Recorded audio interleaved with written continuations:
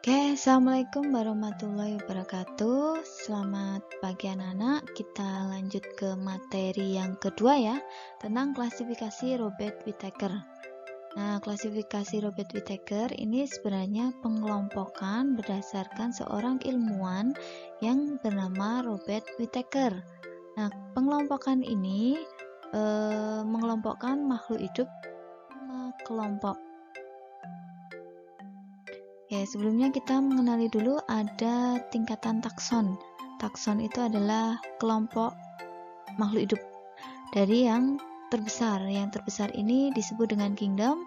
Kemudian di bawahnya ada kelompok filum, ada kelas, ordo, family, genus, dan spesies. Biasanya kalau Budania mengingatnya menjadi king villa di kelas, orangnya paling genius. Nah, kelompok tertinggi ini adalah kingdom, artinya kerajaan. Kemudian kingdom ini berdasarkan Robert Whittaker ini dibagi menjadi 5. Nah, di sini yang dibagi itu hanya khusus makhluk hidup saja ya anak-anak. Yang pertama ini adalah Monera. Monera ini adalah makhluk yang paling sederhana di dalam bumi ini. Yang kedua ini Protista. Dia struktur tubuhnya dia lebih di atasnya Monera. Kemudian ada fungi. Nah, fungi ini dalam sehari-hari kita mengenalnya jamur. Kemudian yang keempat ada tumbuhan. Kita kenal istilahnya dengan plantae. Kemudian hewan, animalia. Nah, Monera ini memiliki ciri yang pertama, organismenya merupakan bersel satu atau uniseluler yang sifatnya prokaryotik. Prokaryotik ini artinya tidak memiliki membran inti sel.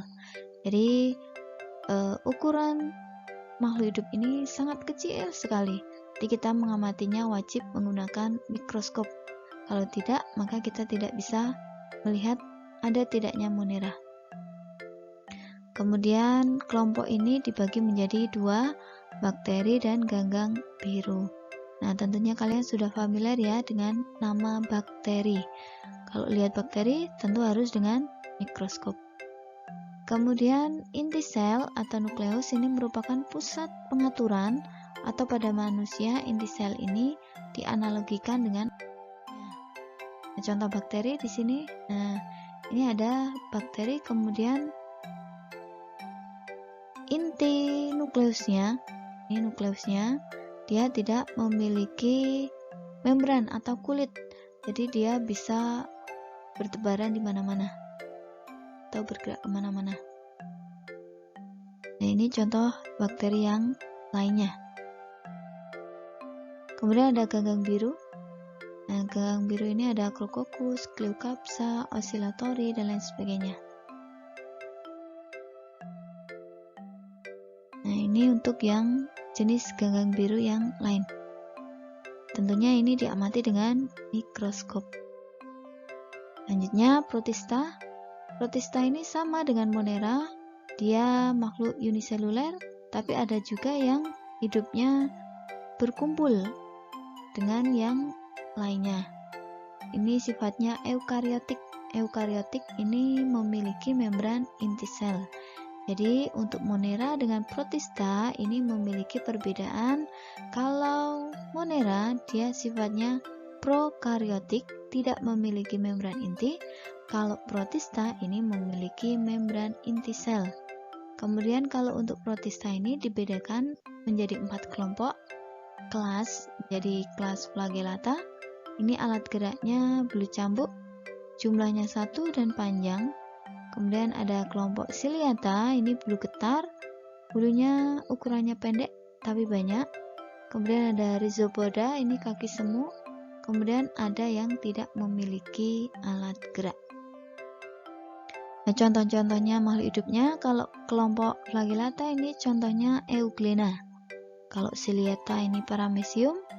Kalau Rhizopoda ini Amoeba. Kemudian Sporozoa ini Plasmodium. Kita lihat. Nah, di sini ada Flagellata. Kita lihat di sini alat geraknya. Ini alat geraknya itu yang ini. Ini alat geraknya 1 dan panjang. ini maka dia masuk ke kelompok flagel. Ini adalah alat geraknya Euglena. Kemudian lanjut ke kelompoknya Ciliata. Alat geraknya pendek tapi banyak. Nah, kita lihat nih, ini adalah alat geraknya. Fungsi utama alat gerak ini selain untuk berpindah tempat, ini juga untuk menangkap mangsa atau makanan. Lanjut. Nah, ini kalau diperbesar, ini adalah paramecium, kemudian ini adalah alat geraknya. Ini semacam kakinya ada di seluruh tubuh. Kalau Rhizopoda, nah ini dia bergerak dengan menjulur-julurkan bagian tubuhnya membentuk semacam kaki. Nih, ini kayak jari-jari. Nah, ini jari-jari ini fungsinya untuk bergerak. Nah, kalau ini bergerak ke bawah, kalau ini bergerak ke arah kanan. Nah, ini arah geraknya. Lanjut. Kita ke Sporozoa. Ini adalah makhluk yang tidak memiliki alat gerak. Kemudian untuk kelompok fungi atau jamur, ini merupakan kelompok organisme, ada yang multiseluler, ada juga yang uniseluler. Kalau multiseluler ini artinya terdiri dari banyak sel. Kalau uniseluler ini terdiri dari satu sel. Kemudian dia sudah eukariotik. Kemudian ada yang memiliki hifa atau serabut. Mengapa tidak jadi satu kelompok dengan tumbuhan? Ya, karena jamur tidak berfotosintesis. Jadi jamur tidak memiliki zat hijau daun. Kemudian cara reproduksinya ini dengan spora. Nanti kita lihat sporanya itu yang bagaimana. Sebagian besar hidupnya secara saprofit atau dia menguraikan makhluk hidup yang sudah mati. Nah, kita lihat mana sih spora pada jamur? Nah, di sini ada roti, kemudian ditumbuhi oleh jamur. Nah, ternyata pada jamur yang diperbesar ini ada bagian yang seperti ini, kotak-kotak ini. Kemudian ada yang biji-biji yang bukan biji ya, ada ini yang tersebar. Inilah yang dinamakan spora. Nah, kalau diperbesar, ini adalah kotak spora. Kemudian ini adalah spora yang bertebaran. Lanjut. Hifa atau serabut. Nah, yang dinamakan hifa atau serabut itu adalah yang bagian ini. Ini adalah hifa. Kemudian ini sekumpulan hifa ini disebut dengan mycelium. Macam-macam jamur. Nah, di sini ada jamur yang ukurannya bisa diamati dengan mata ya anak-anak. Tanpa mikroskop ini kalian sudah bisa mengamati jamur. Tapi ada juga jamur yang ukurannya sangat kecil. Nah, kalau yang ini adalah jamur pada tempe, diperbesar dengan mikroskop. Secara keseluruhan bisa diamati dengan mata, namun untuk lebih jelasnya diamati dengan mikroskop. Nah, kalau yang ini biasanya ada di contohnya minuman beralkohol. Ini ada Saccharomyces atau ada yang di tape. Nah, itu.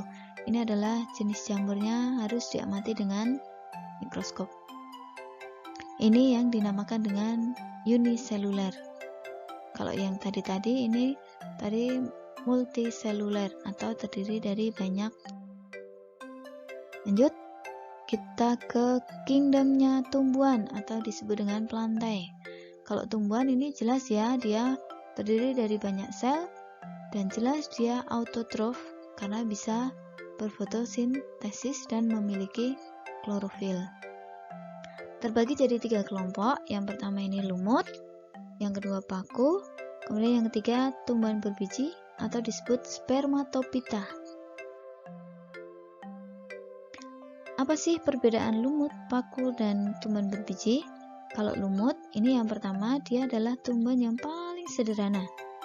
Kemudian belum memiliki akar, batang, dan daun sejati. Nah, nanti tidak untuk membedakan, ini fungsi akarnya, ini untuk batang, ini daun, itu belum begitu nampak jelas. Kemudian cara reproduksinya dengan spora. Kemudian akar lumut ini disebut rhizoid karena fungsinya lebih ke untuk menempel. Kemudian lumut ini disebut tumbuhan tak berpembuluh karena belum memiliki berkas pengangkut xilem dan phloem. Atau kalau kita lihat di kehidupan sehari-hari, ini ada beberapa macam lumut. Nah, kalau kita amati mana akar, mana batang, mana daun, ini tidak begitu jelas perbedaannya. Kita lanjutkan untuk tumbuhan paku. Bedanya apa dengan lumut? Kalau paku ini sudah kelihatan mana akar, batang, dan daun sudah nampak. Kemudian sama bereproduksi dengan spora. Kemudian dia sudah disebut tumbuhan berpembuluh karena sudah memiliki xilem dan phloem. Nah, jadi untuk lumut dan paku ini perbedaan pada akar, batang, daun serta xilem dan phloemnya. Mana sih tumbuhan paku? Nah, tentunya ingat ya, ternyata ini itu yang namanya tumbuhan paku. Kalau kita amati di daunnya, yang bagian sebelah bawah ini ada bintil-bintilnya. Ternyata bintil-bintil inilah yang disebut dengan spora. Kemudian tumbuhan biji. Tumbuhan biji ini jelas memiliki akar, batang, dan daun sejati. Kalian pasti kalau untuk mengamati mana akar, mana batang, mana daun, pasti langsung bisa menyebutkan. Kemudian disebut dengan tumbuhan berpembuluh karena sudah memiliki xilem dan phloem. Kemudian jelas namanya tumbuhan biji, maka dia bereproduksi dengan biji. Nah, biji ini terbentuk dari benang sari dan putik. Nah, Dania yakin kalian sudah mempelajarinya waktu kalian masih SD. Dibagi jadi dua kelompok, ini biji terbuka dan tutup. Kita ke biji terbuka dulu. Kalau biji terbuka ini kita bisa mengamati bijinya secara langsung. Nah, ini karena dia tidak memiliki daun buah. Atau kalau kita kenal sehari-hari ini daging buahnya. Contohnya tumbuhan berbiji ini adalah linjo, palem, dan pakis haji. Mana sih tumbuhannya? Nah, kita lihat di sini. Nah, ini yang dinamakan dengan biji dari pakis haji. Kemudian ini biji dari linjo. Yang ini biji dari pohon pinus. Kemudian ini ada ginkgo biloba. Bijinya kayak melinjo ya anak-anak. Kita lanjut ke angiospermae atau tumbuhan berbiji tertutup. Kalau biji tertutup ini masih dibagi lagi jadi dua kelompok. Ada monokotil, cirinya 3 SSS. Apa itu 3 SSS? 3 SSS itu yang pertama tiganya memiliki 3 mahkota bunga. S yang pertama sejajar tulang daunnya. S yang kedua serabut bentuk akarnya. S yang ketiga ini tersebar, xilem dan phloemnya tersebar. Dan kalau dikotil ini berarti kebalikan dari monokotil. Mahkotanya ada 5 atau kelipatan dari 4. Tulang daunnya menyirip, bentuk akarnya tunggang, kemudian xilem dan phloemnya teratur. Kalau dibuat dalam bentuk gambar, nah ini strukturnya seperti ini. Ini yang dikotil, akarnya bentuknya tunggang, kemudian xilem dan phloemnya ini teratur, kita lihat teratur, kemudian tulang daunnya ini menyirip, jumlah mahkotanya 1, 2, 3, 4, 5, ada 5. Dan untuk monokotil, ini akarnya serabut, xilem dan phloemnya tersebar, tulang daunnya sejajar, jumlah mahkotanya 1, 2, 3, dan kelipatannya seperti itu. Kita lanjut ke kingdom Animalia. Kingdom Animalia ini adalah kelompok terakhir yang akan kita bahas. Nah, hewan ini memiliki struktur yang paling kompleks dan dibedakan menjadi 2 filum. Filum ini adalah kelompok di bawahnya kerajaan atau kingdom, yaitu vertebrata dan avertebrata. vertebrata ini artinya dia bertulang belakang. Kemudian kalau untuk yang avertebrata ini artinya dia tidak bertulang belakang. Kita ke avertebrata, macam-macamnya apa saja. Yang pertama ini kelompok hewan berpori, disebut dengan porifera. Nah, contohnya ini adalah Spongia. Kalau Echinodermata ini hewan berduri, contohnya bintang laut, bintang mengular, landak laut.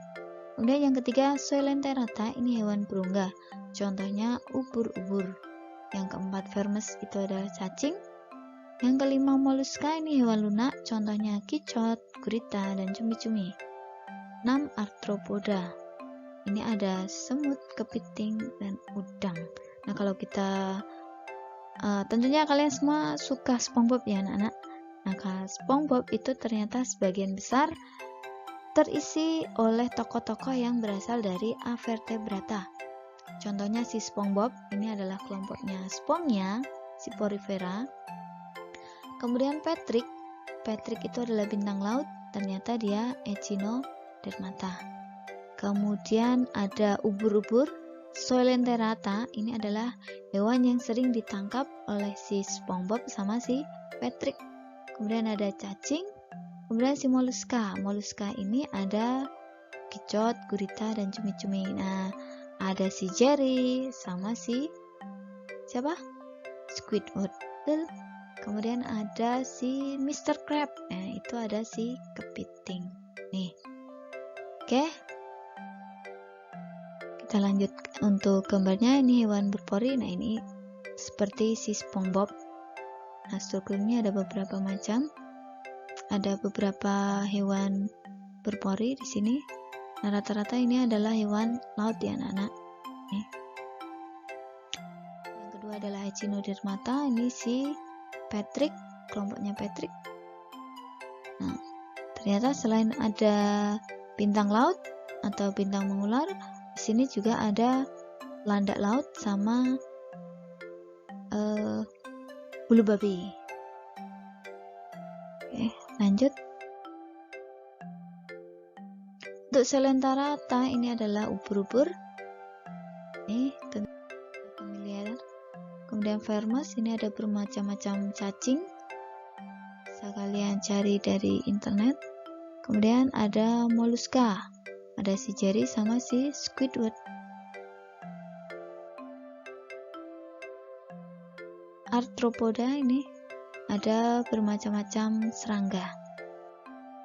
Kita lanjut ke vertebrata. Ini adalah hewan bertulang belakang, dibagi jadi 5 kelompok. Ada Pisces, amfibi, reptil, aves, dan mamalia.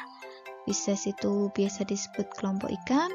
Amfibi secara umum biasanya amfibi kaitannya dengan katak, tapi ada yang lainnya. Ada reptil, itu biasanya kelompok kadal.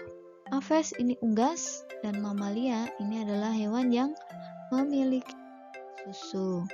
Nah, ini tabel untuk perbedaannya: jumlah jantung, penutup tubuh, alat gerak, ciri khas, cara reproduksi, dan alat pernafasannya.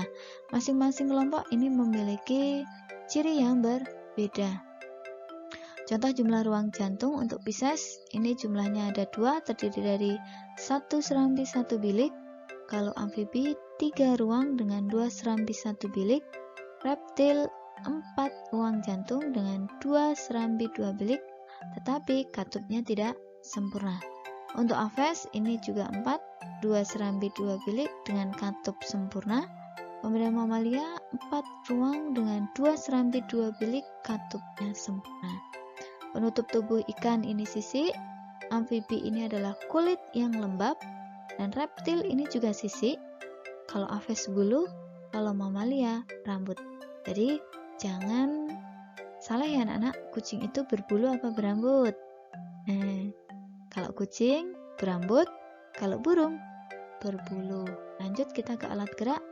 Untuk alat gerak Pisces ini tentunya sirip, amfibi kaki, reptil kaki, kemudian aves ini ada sayap dan kaki, mamalia ada kaki. Ciri khasnya, kalau ikan memiliki gurat sisi ini untuk mengetahui tekanan air.